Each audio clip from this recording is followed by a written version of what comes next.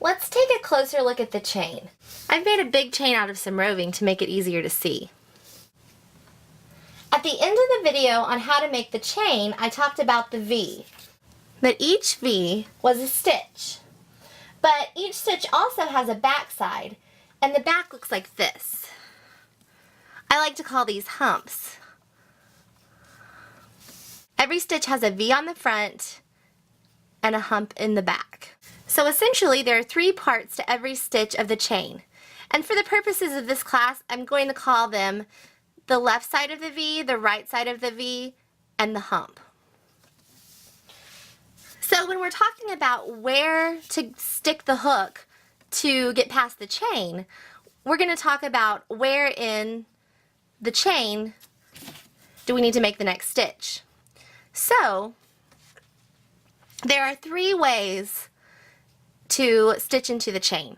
The first is to stitch into the V. So you're going to stitch underneath these 2 parts of the V between the V and the hump. So we're going to go under the first leg of the V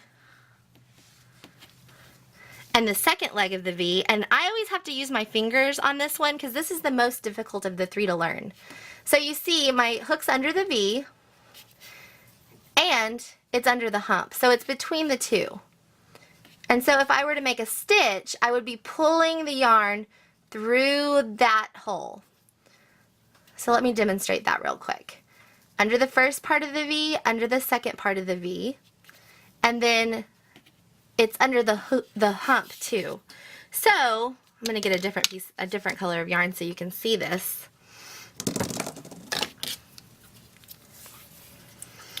So when you stitch into the top of the chain, it looks like this. I'm going to show you with some yarn. So I'm going under both of the V's, and there's my hump on the back side. I'm just going to do a couple of stitches to show you what it looks like. In the next lesson we'll learn how to make this stitch, so I'm just going to do what's called a single crochet and a couple of stitches just so you can see what it looks like once you've stitched into it. So I went on one side of the V, and now I'm going in the other side of the V. Here's my hump on the back side. And then pull it through.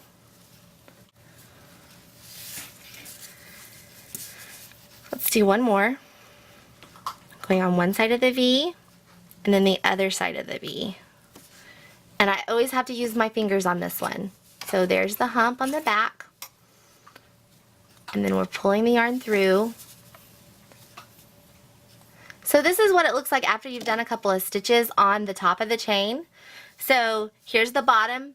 All of our humps are exposed. And then the top. So you can see where the stitches that I haven't stitched into look like. And then this is what the stitches that I have stitched into look like. See, you can kind of see the V's here. It's a little bit hard because it's a smaller yarn. But that's what it looks like to stitch into the chain, into the top of the chain. So this is the traditional way to stitch into the chain. The next way is to stitch into the side of the chain. When you stitch into the side of the chain, you go from one side of the V and then into the hump in the back. So under the hump, under one side of the V, under one side of the hump in the back. So let's look at that again.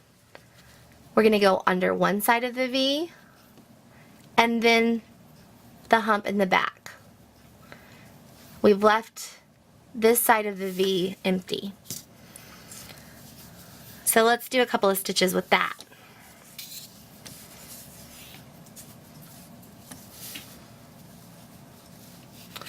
One side of the V and the hump in the back. This is really one of the easiest ways if you need to stitch into 2 pieces of the chain. This is the stitch, this is what got me started crocheting. After I learned how to stitch into the side of the chain, crochet just made so much more sense to me because I could actually get my hook into the chain. It's really difficult to get your hook into the top of the chain. So here's what that looks like whenever you stitch into the side of the chain. So these kind of look like the hump in the back when we stitched into the top of the chain, but they're really the side of the chain. See, you can see our unworked stitches. and see how the stitches are working in the top and the side of the chain. So this is what it looks like to work into the side of the chain. And you can very clearly see, since I worked into this big roving, that it is the side of the chain because you can see the V's. But see, once you work into it, you can't see the V anymore. So let's try the last one. And the last one is to turn over your piece, and you're going to stitch into the humps in the back. So you're going to leave these two open and stitch into the hump. So this makes a really nice edging if you're doing like a blanket or something that you want to have two finished edges on. So for this one, you just put your hook underneath the hump, and there you have the two V's in the back. So the V's are going to be your bottom, not the humps. So I'm going to do just a couple of stitches here just to show you what it looks like. I'm going under the hump, and then I'm making a stitch. Go under the hump, and then I'll make a stitch. So this is what it looks like when you stitch into the humps. So I have 3 stitches here, and then this is the other side. So if you were to say create a sweater with this is your bottom and you're working up this way, this would be a nice finished edge. And so if you wanted to put some scallops or a border on it, this is a really great way to do that because you have a nice finished edge that once you start to work into, I can work something into the top, and it's a lot easier to put my hook in because this yarn is already made the hole for me.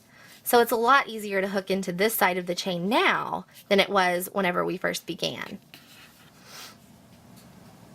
So I'm going to make this video with some smaller yarn so you can just see what it looks like for yourself. I just wanted to demonstrate it with this big roving just so you could see the stitches, because I wasn't being able to see the stitches as well with the little yarn as I was with the big yarn.